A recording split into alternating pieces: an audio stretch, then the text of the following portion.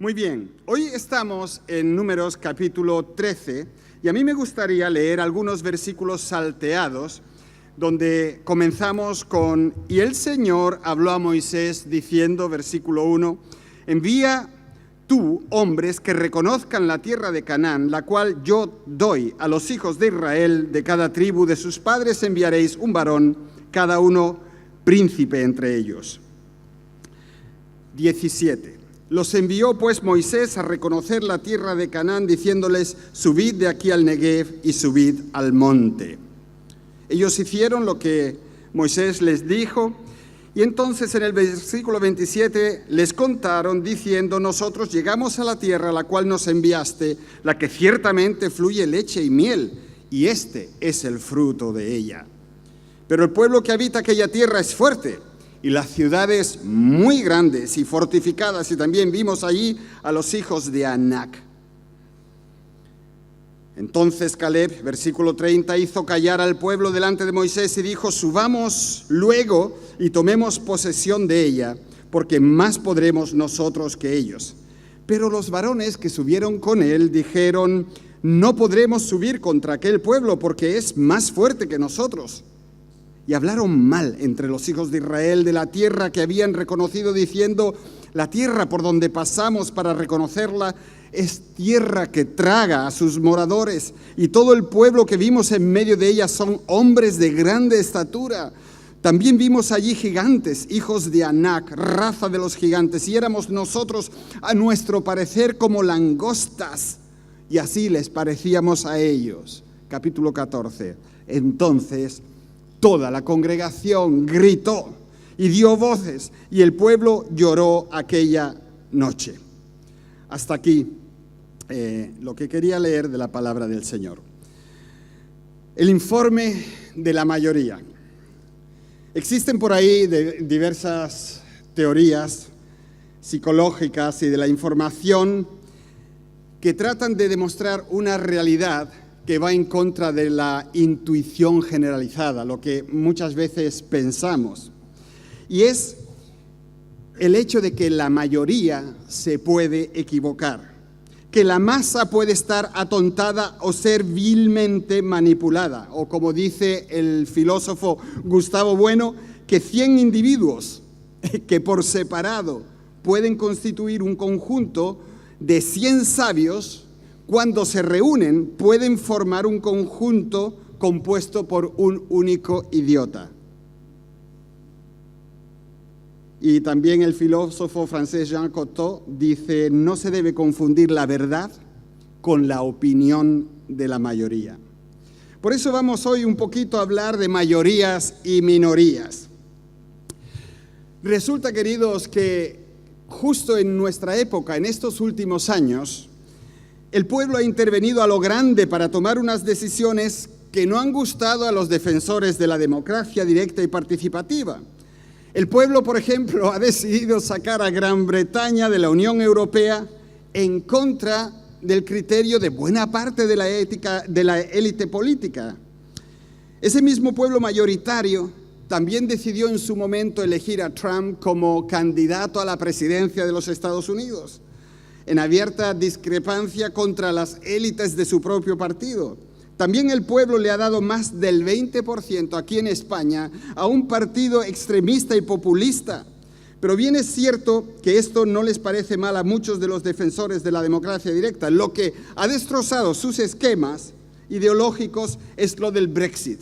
¿Cómo se puede votar en contra de lo que es mejor? O lo de Trump, cuando han descubierto de repente y con dos grandes golpes al mismo tiempo que el pueblo no solo puede llevar al gobierno a populistas de extrema izquierda, sino que puede cometer equivocaciones de signo contrario. Y queridos, ¿qué vamos a decir nosotros del racimo de leyes de la supuesta mayoría en España y en otros tantos países y que se han ido aprobando? ¿Son porque la mayoría lo diga buenas o equivocadas? Muchas leyes, ante todo las que están regulando y reglando supuestamente la nueva moral, son leyes abstrusas, son leyes inmorales y profundamente ruines que están dirigiendo a toda una generación hacia una corrupción moral tremenda. Alguien escribe, una periodista española, el pueblo ha interiorizado ese lema tan políticamente correcto de que el pueblo siempre tiene razón. Y para demostrarlo, lo mismo han votado por el Brexit que por Donald Trump, que por Podemos en España. Mira, querido o querida, no te preocupes si eres parte de la minoría. Dios en sus planes tiene un remanente, y de eso se habla unas 50 veces en las Escrituras, un remanente, un pueblo que Él considera fiel y que persiste en la fe y en la obediencia a Dios, aún en unas situaciones muy adversas. Procura ser parte de ello. Y antes de que entremos en el texto, yo te invito a que tú pienses un poco en lo que es la mayoría espiritual, ese remanente que está de parte de Dios. ¿Sabes? La mayoría en la Biblia es siempre Dios más los suyos. O lo podríamos decir, y eso independientemente de que sean muchísimos o de que sean pocos. O lo podemos decir de otras maneras. Como por ejemplo, su palabra y tú. Eso es mayoría calificada. O su voluntad y los que la hacen. La mayoría en la Biblia siempre está atada a Dios, a su voluntad y a lo que Dios nos dice a los hombres. En esta historia que acabamos de leer, también va de mayorías y de minorías. 10 espías contra 2 espías. El 83% contra el resto, el 17%. El informe de la mayoría en nuestra historia es demoledor. Por eso, Caleb intenta hacerlos callar y les dice, vamos luego a la tierra y poseamos la que más podremos nosotros que ellos. Pero los otros dicen, no, los que están allí en esa tierra son más fuertes que nosotros. 10 contra 2. Entonces, democráticamente hablando, ellos ganaron por inmensa mayoría. La mayoría decía, esto es imposible. Sin embargo, Dios también se había expresado mucho antes. La voluntad del Señor, lo que su palabra había dicho, era la de entrar y poseer aquella tierra que Él les había prometido. Ahora, ¿qué es lo correcto? ¿O qué es lo decisivo? ¿Seguir a la mayoría u obedecer a los dictados de Dios que demandan? Y queridos, esto es muy importante. Cuando Dios dicta algo, Él demanda fe, quiere entrega, sacrificio. Y muchas veces nuestros pensamientos y nuestras acciones van en contra de la corriente del pensamiento reinante, porque es mucho más fácil acomodarse, es mucho más fácil dejarse llevar y decir, la mayoría piensa de esta manera, ¿por qué he de pensar yo de otra forma? Queridos, seguir a Jesucristo, aunque tiene muchas promesas, es algo costoso. Es algo difícil. Seguir a Cristo es un reto, es una cruz cada día. Porque es algo que va en contra de nuestra naturaleza, en contra de lo que nosotros hemos vivido muchos años y hemos aprendido y practicado. Santiago 1:22 nos dice claramente, pero sed, ¿cómo sigue? ¿Hacedores de qué? ¿Y qué es lo que no debemos de ser? Oidores. Porque los oidores acaban engañándose a sí mismos. Es decir, en el momento decisivo no se pone en práctica la palabra que Dios les ordena. Y hay, amados, hay una tremenda y fuerte tentación a permanecer anclados en una religión como la mayoría. Y nosotros como cristianos evangélicos no estamos exentos de volvernos personas religiosas que descansan, que se quedan anclados en una situación X y ya no avanzan ni se mueven más. ¿Por qué no entraron inmediatamente para recibir la promesa de Dios? ¿Qué movió a aquella mayoría a no atravesar el Jordán y tomar posesión de la tierra prometida? ¿Por qué desobedecieron? Permitidme que haga alguna observación antes de contestar a estas preguntas. Mirad, queridos, ¿quién era aquella mayoría? Ellos representaban al 83% del pueblo de Dios. Y ellos no eran ni más ni menos que eso, el pueblo escogido de Dios. Ellos estaban acostumbrados a avanzar o a quedar separados según el dictado de Dios. Ellos cada semana sacrificaban, le daban a Dios lo que era de Él, celebraban las fiestas ordenadas, diezmaban. Cuando un niño nacía era circuncidado, cuando le ponían el nombre, le daban un nombre de la esperanza y que expresaba su fe en Dios. Sin embargo, a pesar de todo eso, ellos estaban acostumbrados a vagar por el desierto. Era su forma de vida. Y cuando ellos escuchaban la tierra prometida, eso era una cuestión de fe. Era como un sueño que estaba puesto delante de ellos. Pero eso era lo que ellos creían que algún día llegaría. Su realidad era el desierto y no una vida donde fluía leche y miel. Y queridos, esta es la situación de muchos creyentes. Tenemos los sacrificios, tenemos las formas, sabemos cómo acercarnos a Dios, pero nuestra vida discurre por un desierto polvoriento. Sí, sabemos que hay algo mejor, que se puede vivir espiritualmente a un nivel superior, pero bueno, ya vendrá cuando Cristo vuelva, cuando yo me muera, yo qué sé. Y la costumbre, a pesar de tener tantos recursos, es una vida en el polvo, una vida vagando en el desierto. Comprende o entiende que habrá o está habiendo momentos en tu vida en los que Dios te va a hablar y te va a poner justo delante de tu Jordán particular, indicándote que si pasas al otro lado, vas a comenzar a vivir la tierra prometida. Pero eso es una decisión que tienes que tomar tú. Eso es una cuestión entre tú y Dios y nadie más.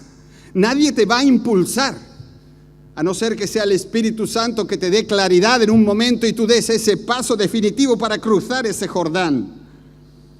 Es decir, hay momentos en tu vida donde si tú das el paso, vas a entrar en esa relación con Dios nueva, novedosa, más elevada, donde las promesas de Dios se van a hacer realidad. No más polvo en el camino, descanso, seguridad, paz, la realidad de Dios en todas las áreas de tu vida. ¿Y no te das cuenta de que Dios lo hace así porque te ama? Quizás, querido, querida, tú tengas la experiencia de haber estado vagando durante años por el desierto. Pero si tú eres consciente de eso, déjame que te diga que lo mejor está aún por llegar.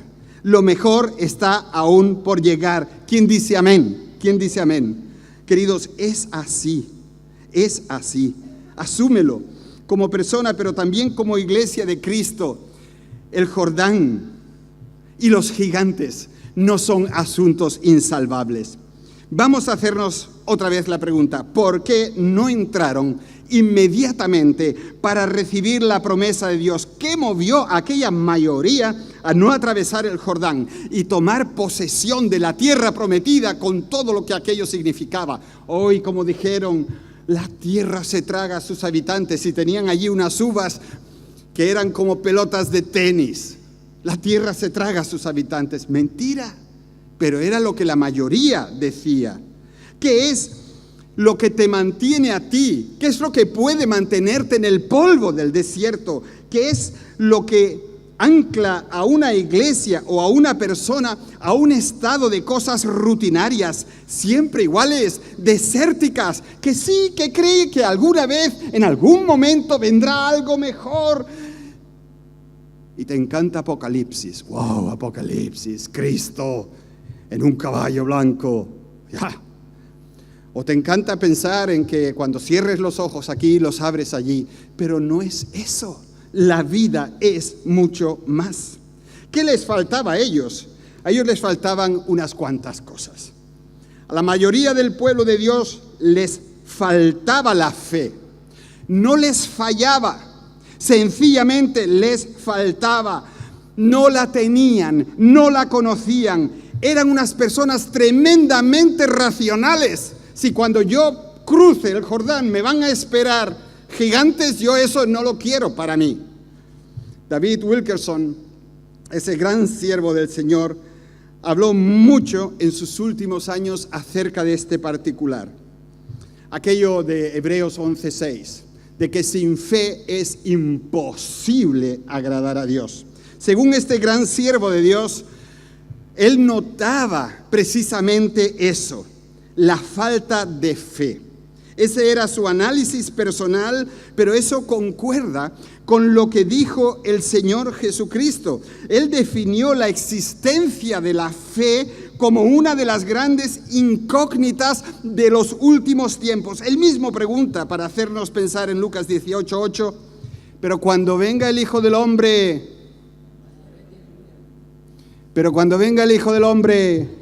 ¿hallará fe en la tierra? Es algo, queridos, que va emparejado con nuestro tiempo. La posibilidad de llegar mucho más allá, pero la realidad de muchas iglesias y de muchos cristianos de quedarse anclados en una situación que no ha de ser de ellos. Según la palabra, en 2 Corintios 5:7, los creyentes, precisamente nosotros, nos diferenciamos de los otros en que nosotros andamos por fe y no por vista. Es decir, nosotros creemos en lo invisible. Así que la pregunta de Jesús es mucho más amplia. Él se pregunta o nos pregunta, si creemos que cuando Él retorne habrá creyentes, es decir, personas que vivan adorándolo y viviendo en su área de poder, ¿creemos nosotros que eso va a ser así? Cristo nos lo pregunta. ¿Crees tú que va a haber personas especiales viviendo la espiritualidad como yo la ofrezco? Hombres y mujeres de fe, hombres y mujeres que avanzan y toman decisiones a pesar de que no ven lo que los espera, simplemente creyendo en las promesas del Señor. Aquellos 10 espías, y voy a volver a ellos otra vez, eran gente muy racional. Su visión de los gigantes fue mucho más poderosa que su creencia en las promesas o en la palabra de Dios. ¿Por qué? Porque ellos vieron a los gigantes. Estaban atados a sus propias experiencias, a lo tangible, a lo que estaban viviendo. Sin embargo, la fe que Dios ofrece, lo que Él espera que sus hijos vivan, va más allá. Mira, a mí cuando yo era pequeño, una de las historias que más me encantaban eran las de Tarzán. Tarzán de los monos. ¿Quién conoce a Tarzán de los monos? Vale, todos los conocemos. Si no es a Tarzán, es a los monos. La cuestión es que estaba allí en un árbol a 30 metros de altura. Los malos, casi siempre eran ingleses, lo estaban cazando, pero él se cogía a una liana y con un impulso de sus poderosas piernas y su grito, por favor, que nadie haga de Tarzán ahora, y su grito, pues él saltaba de un árbol a otro y cogía una liana y saltaba de un árbol a otro. No lo pillaban nunca, y lo interesante, lo que yo siempre estaba esperando, digo, ¿y si le falla la liana? ¿Y si le falla la liana? Pero nunca le fallaban, siempre lo sostenían. Y queridos, la fe es así, pero en el mundo real y no en un mundo de ficción. La fe es una liana firmemente cogida en la eternidad. Si tú te aferras a la fe, tú vas a llegar a un lugar que te parece imposible. La fe no es cualquier cosa, no es una locura, sino es algo que está avalado por la mismísima palabra de Dios.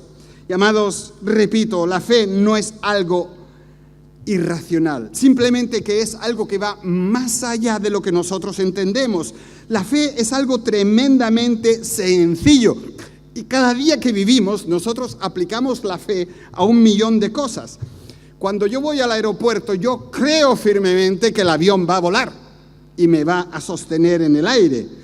Confiamos nuestra vida en algo que no entendemos. Cuando nosotros subimos en el coche, nosotros creemos firmemente que el freno no va a fallar, que pueden detener al coche. Cuando te subes en un ascensor, tú crees que ese ascensor, pues, de alguna manera te va a subir y te va a bajar a una velocidad prudencial. Cuando vamos al médico, yo por lo menos, yo no creo que el médico me quiera matar, ¿verdad? Aunque a veces hay que pensárselo. Pero yo no creo que el médico me quiera matar. Por lo tanto, pongo mi vida en las manos de un perfecto desconocido. Eso es fe y de la buena, ¿eh? La fe que Dios demanda está avalada por muchos que han ido delante de nosotros. Mirad, la mayoría os acordaréis de Óscar Marcelino, que estuvo aquí predicando la semana pasada, y él me contó cosas, comiendo en casa de Nico y Daniela, me contó cosas de un evangelista que yo he llegado a conocer un poquito, un tal Carlos Anacondia, un hombre que movió realmente a Argentina. Yo había leído que en sus campañas, cuando él oraba por enfermos y oraba por sus necesidades, muchas personas testificaban que salían de allí con la dentadura arreglada. Es decir, con las caries saneadas y empastadas. Además, es que me hace gracia, yo había leído que en esos empastes pues se veían impresos algunos símbolos cristianos. Un empaste tenía una cruz, el otro tenía un pececito, y claro, la gente decía, no, eso no es una carpa de liberación, ahí hay dentistas, por eso grita la gente. No, la carpa de liberación era una cosa, el que la gente saliera con los dientes saneados era otra, pero yo, por mucho que lo leyera, yo no me lo creía. Nunca me lo creí. No porque no crea yo que Dios sea capaz, sino porque me parecía raro. Yo digo, bueno, si Dios hace algo, pues le pondrá un diente nuevo, no se va a poner a empastar un diente viejo. Pero no, eso es lo que yo pensaba. La cuestión es que como estaba con el pastor Marcelino y él ha estado en 1001 campañas con Anacondia, yo le pregunté, oye, esa historia de los dientes, ¿cómo es? Y el hermano me miró y me dijo, yo lo vi. Digo, ¿cómo que lo viste? Dice, sí, vi entre muchos otros, por ejemplo, a una hermana, ella tenía la boca destrozada, porque utilizaba todo lo que tenía, todo el dinero para los médicos que trataban el cáncer de su marido. Y un día ella salió de la carpa riéndose y tenía una dentadura flamante, todo arreglado. Y además, en los empastes llevaba símbolos cristianos. ¡Wow! Pensé, ¡wow! Y dejé de pensar porque si no me convertía en un perro. La cuestión es que me quedé, digo, Dios mío, guay, esto es estupendo, Señor. Qué bonito que tú encima hagas dibujitos ahí. Yo estoy viendo ahora a una dentista y me está mirando con unos ojos como yo también quisiera ver eso, ¿no? Queridos, hay una cosa que está clara. Nosotros no podemos negar la existencia de los gigantes. Aquellos hombres habían visto tipos allí dentro de una estatura excepcional y eso les había metido aún más temor en los huesos. La fe que ellos tenían no daba para tanto. No era como muchos años después lo fue David, que al verse frente a un gigante y en vez de salir corriendo como ellos, lo enfrentó con unas palabras preciosas. Tú vienes a mí con espada, lanza y jabalina, pero yo vengo a ti en el nombre del Señor de los ejércitos, el nombre del Dios de los escuadrones de Israel a quien tú has desafiado. El Señor te entregará hoy en mis manos y yo te derribaré y te cortaré la cabeza. Caramba. Y poco después dice, porque la batalla es del Señor. La batalla es del Señor. Los gigantes solo tienen el tamaño que tú le quieras dar. ¿Quién está detrás de ti? Dios como un poderoso gigante, pero de verdad, grande de verdad. ¿Quién dice aleluya? Es así, queridos, es así. No permitas que los gigantes que te acechan en tu vida y que están ahí ahuyenten tu fe. Tú no vas a poder hacer muchas cosas, pero el Señor, el Todopoderoso, el Señor de los señores, el Rey de reyes, el único Dios, Él puede. Yes, He can. Dilo conmigo. Vivan la lengua. Yes, He can. Dios puede. Dios puede. Mira, el enemigo va a hacer todo lo posible para llenar tu mente con la duda. Lo grande que tú ves, que está ahí, que oscurece todo, lo que otros te digan, tus propias limitaciones, lo que sea, nada es lo suficientemente grande ni poderoso como para que las promesas de Dios no vayan a poder cumplirse. Así es. Hebreos 11:6. Sin fe es imposible agradar a Dios, porque es necesario que el que a Dios se acerca crea que le hay y que es galardonador de los que le buscan. Queridos, la mayoría era gente muy racional. Podían ser de nuestra época, y eso no está mal, pero les faltaba la fe. Ahora, eso no era todo lo que los caracterizaba a ellos. A ellos también les faltaba una autoestima correcta. Números 13:33. También vimos allí gigantes, hijos de Anac, raza de los gigantes, y éramos nosotros, a nuestro parecer, como langostas, y así le parecíamos a ellos. Ellos se vieron como en esta foto, y es una foto real, ¿eh? Esto es real. Y si el hombre de la derecha quiere pisotear al otro, no quedará mucho, ¿verdad?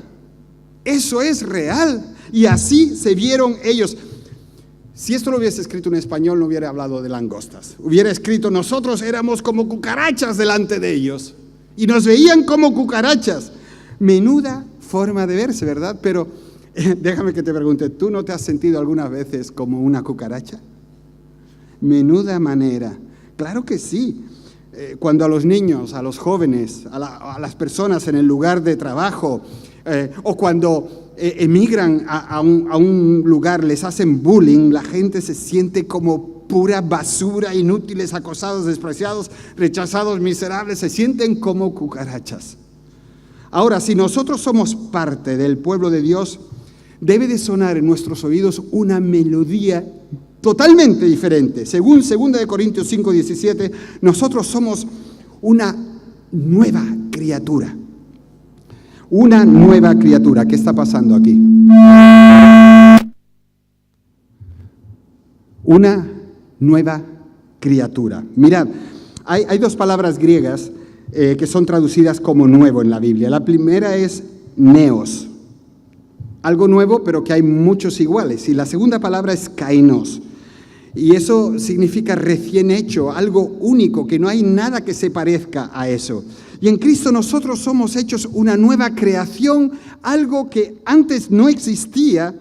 Y Él, queridos, no solo nos limpia de nuestro antiguo yo, sino que Él hace de nosotros un ser nuevo, precioso, único y con ciertas características que deberíamos de descubrir. Mira, por favor, escúchame, cuando tú estás en Cristo, cuando nosotros estamos en Cristo y Él en nosotros, somos gente regenerada, gente renovada, somos personas renacidas, y esta nueva creación afecta incluso a nuestra mentalidad. Es decir, no queda lugar en nuestra mente para pensar que somos unos fracasados, ni miserables, ni desgraciados.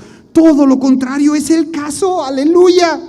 Eso es lo que el Señor hace en nuestras vidas. Estamos capacitados para andar en una vida nueva. Estamos unidos a Cristo. Ya no somos esclavos del pecado.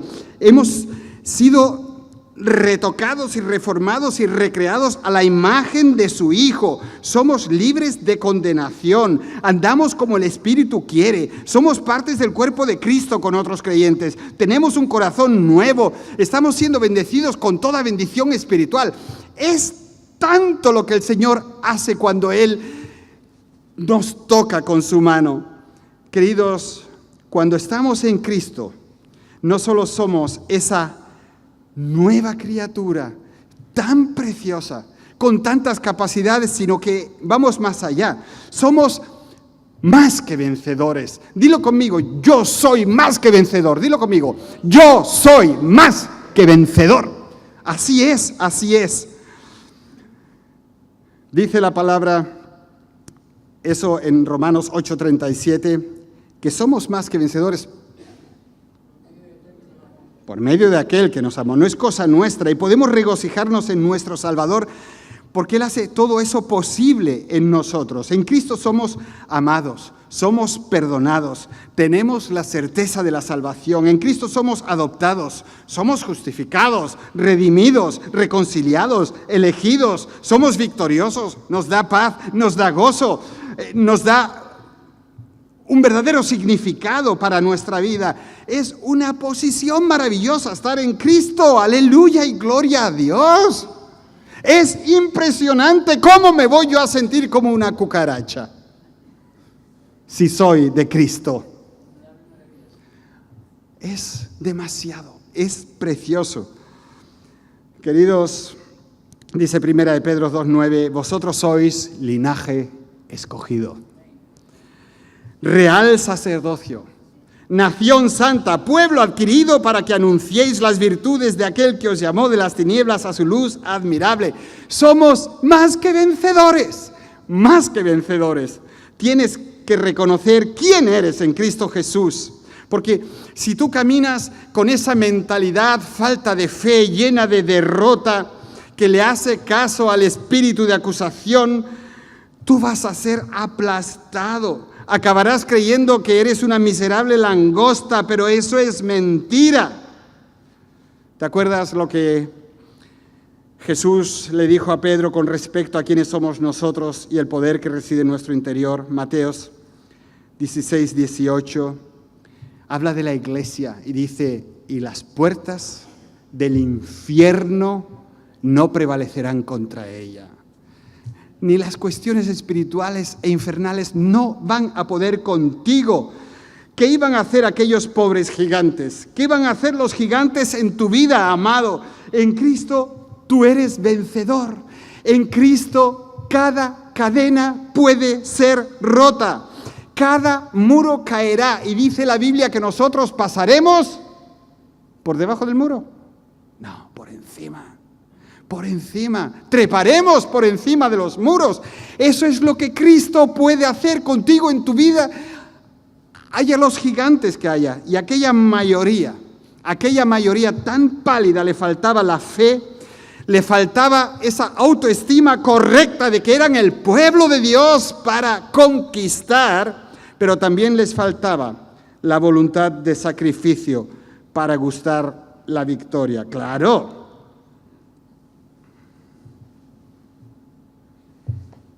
Que prediquen en YouTube, que no me miren a los ojos, que no venga el pastor y me diga, ¿por qué no viniste a la oración? Que no venga el diácono y me diga, oye, coge esto y límpiame allí, o pinta aquello, o lo que sea. Es más fácil, queridos. A ver cuándo viene el avivamiento. A ver cuándo llega. Otra vez YouTube. Oh, Dios, qué maravilloso eres en Colombia. Queridos, aquellos 10 que dijeron no, se dieron cuenta de que para entrar allí ellos iban a tener que luchar. Si querían gustar las promesas, tenían que echar el resto, si es que realmente querían estar en aquella tierra tan espectacular.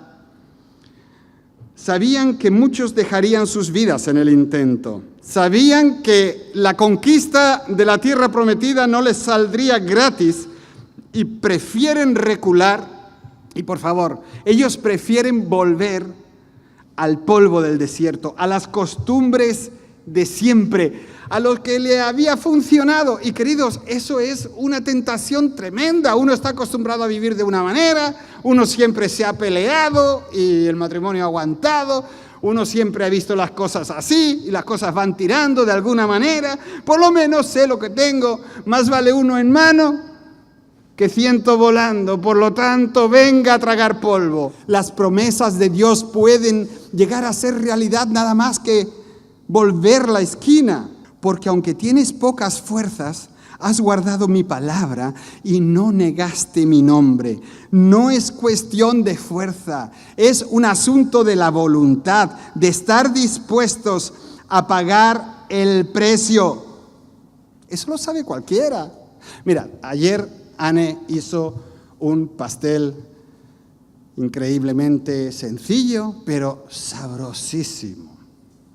Y va y lo corta. Nuestros invitados no dejaron de lo que cortamos nada. Ya con lo otro no se atrevieron. Ahora, ese pastel tenía un fallo. No reptaba y se te metía en la boca. Tenías que cogerlo y tenías que dirigirlo hasta tu boca y morderlo. Y hasta tenías que tragarlo. El pastel no hacía nada solo. La última vez que tú fuiste a trabajar, ¿verdad que el trabajo se hizo solo? ¿Que tú no moviste ni un dedo? Claro que no. El trabajo lo tienes que hacer. O los chicos que están por ahí estudiando el último examen, ¿oraste mucho o estudiaste mucho? Si oraste mucho, suspendiste. Si estudiaste, probablemente saliste. ¿Sabes? Hay que echar el resto en casi cada actividad de nuestras vidas. Hay que sudar, hay que aceptar incomodidades, hay que superar miedos. ¿Por qué narices crees tú que en las cosas de la fe es diferente? Y que todo se hace solo, todo gracia y misericordia. Pero bueno, ¿dónde vives? ¿Dónde vives? ¿Por qué ha de ser diferente? ¿Por qué ha de ser diferente en el camino del Señor? Cuando queremos obedecerlo, seguirlo y hacer las cosas como a Él le parecen que se deben de hacer, pues no, por favor, no penséis así. La santidad no es gratuita, la obediencia no es fácil, la entrega no es casual. Mira lo que dice Pablo con respecto a su vida victoriosa. 2 Corintios 4, del 8 al 11. Y también el 17. Dice, la vida de victoria de un apóstol. Dice, nos vemos atribulados en todo, pero no abatidos, perplejos, pero no desesperados, perseguidos, pero no abandonados, derribados, pero no destruidos. Donde quiera que vamos, siempre llevamos en nuestro cuerpo la muerte de Jesús para que también su vida se manifieste en nuestro cuerpo. Pues a nosotros, los que vivimos, siempre se nos entrega a la muerte por causa de Jesús para que también su vida se manifieste en nuestro cuerpo mortal. Pues los sufrimientos ligeros y efímeros que ahora padecemos producen una gloria eterna que vale muchísimo más que todo sufrimiento. Queridos, si la visión es tan limitada que no puedes ver más allá de las dificultades o el precio para conquistar en la vida diaria, entonces tú nunca vas a poder gustar las promesas que el Señor te ha dado. No vas a poder entrar en la tierra prometida. Mira, esta foto podía haberse hecho en mi niñez. Yo he visto cómo turistas con bonitos barcos se han metido en el mar y cómo el oleaje ha tumbado su yate. Y estaban todos ahí flotando en el agua y las olas cada vez más altas. La Cruz Roja intenta acceder a ellos y no puede porque tenían botes de goma y cada vez que se acercaban a una ola salían rebotados para atrás. Hasta que los pescadores cogieron un bote como el que vosotros veis y con ese bote cruzaban olas como la que se ve ahí. Se les llenaba de agua, pero ellos seguían adelante, seguían adelante. Mirad, cualquier promesa de Dios nos llega acompañada con condiciones que son costosas, que demandan un precio, que son una lucha. Y amados, es un hecho doloroso que muchas personas viven una vida inferior a lo que es la voluntad perfecta de Dios por querer evitar el conflicto, el dolor, el trabajo, el precio. No quieren pagarlo. Y ahí se quedan, en el polvo del desierto. El truco del diablo es hacerle creer al pueblo de Dios que la vida en la frontera de la tierra prometida es suficiente, ya que al fin y al cabo vivir ahí es mucho mejor que ser esclavos en Egipto. Pero esa es una visión más que estrecha y parcial. Es tiempo de madurar. Es tiempo de que nosotros como iglesia y como personas, como individuos, demos el paso de fe para recibir bendiciones profundas y sorprendentes de parte de Dios. Y a veces nos asombra y nos asusta pagar el precio, lo que el Señor nos pone en nuestro oído, en nuestra mente, en nuestro corazón, y que nos está demandando hacer algo que es sumamente difícil. Pero si tú lo haces, tú pasas a un nivel superior y la vida con Cristo va a ser diferente. ¿Qué iglesia tan grande? No hablan de vosotros, hablan del local. Natanael, cuando eso se llene, queridos hermanos, este sitio aquí es minúsculo. 500,000 de almas solo en el centro de Málaga. Y nosotros nos alegramos si hay 200 o 300 personas alabando a Dios. De eso nada, de eso nada. Y el Señor le indicará a nuestra iglesia cuál es el precio que tiene que pagar para que esto dé un salto cuantitativo y para que tengamos aquí al alcalde adorando a Dios. Sí, sí. Y mucha gente, como maestros, como guardias civiles y policías y otros, adorando a Dios aquí y levantando las manos y experimentando un Dios que ellos ni se podían imaginar que existiera. Yo no creo menos. Pero tenéis que creer vosotros también. Y tenemos que pagar el precio. Lo sé, que tú no quieres ser parte de esa mayoría que marca la pauta de la vuelta al desierto. La mayoría que nosotros buscamos no es la de los números, sino aquella que usa las matemáticas de Dios. ¿Os acordáis, no, de lo que es la mayoría? Dios y los suyos. No importa que sean muchos o que sean pocos. O su palabra y tú, o su voluntad y los que lo hacen. Queridos, el remanente es algo precioso a los ojos del Señor. ¿Y quieres que te diga un secreto a voces? El Señor trabaja con la calidad, no con la cantidad. El remanente es un tesoro precioso. Gente que están dispuestas simplemente a dar ese paso más allá. A mí me gustaría acabar el sermón de esta mañana apuntando muy brevemente hacia los dos que al fin y al cabo llegaron a componer la mayoría calificada ante Dios.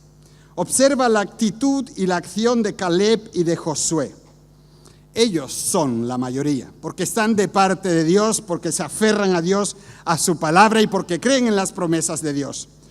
Una generación más tarde, los que llevaban el no por delante ya se habían muerto todos, ellos no. Ya todos estaban enterrados en el polvo donde habían querido y escogido vivir, pero ellos estaban vivos y los vemos empuñando sus espadas. Caleb ya con 80 años, conquistando la tierra prometida. Repito, a los demás, a la mayoría, ya los habían enterrado en el polvo del desierto. Mi fe reza, Cristo puede. Yo quiero que tú lo digas con toda tu voz. Cristo puede. No. Cristo puede. Amén. Mi valor es, ¿quién soy yo? Con Cristo venceré. Dilo. Con Cristo venceré. Así es. Cristo puede, Cristo puede. Y con Cristo podemos vencer. Y mi entrega es todo por Cristo. ¿Lo puedes decir? Todo por Cristo. Todo por Cristo. Todo por Cristo. Cristo puede. Con Cristo venceré. Y estoy dispuesto a darlo todo por Cristo. Y yo te pregunto a ti en esta mañana, ¿a qué mayoría quieres pertenecer, amado? La mayoría numérica de la calle, a lo que piensa la mayoría del pueblo evangélico, que realmente lo que somos son los hijos de la Reforma, una alternativa a la fe católica. No somos eso. Somos hijos de Dios, nacidos de nuevo para conquistar lo que Dios nos ponga delante. Si nosotros estamos con Dios, somos la mayoría. Y podemos llegar más allá. Mira, yo voy a decir un poquito de lo que será, si Dios lo permite, el mensaje de la semana que viene. Va a ser un mensaje tan sencillo que es como de escuela dominical. Pero te voy a hacer un reto al final del mensaje, que a algunos se le van a caer las gafas al suelo. Y yo te pido que después de escuchar este mensaje, tú vayas preparando tu corazón para lo que el Señor quiera decirte el domingo que viene. Porque yo quiero y le pido al Señor que el mensaje de la semana que viene haga época. Va a ser más importante que este local nuevo. Porque es algo que el Señor ha puesto en mi corazón y que es el momento de que esta iglesia dé ese paso. De que muchos de vosotros deis ese paso.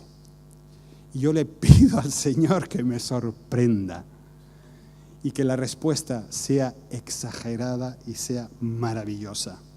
Pero ahora yo quiero una respuesta a lo que acabamos de hacer. Yo quiero simplemente pedirle, por favor, a Aroa que ella pase adelante.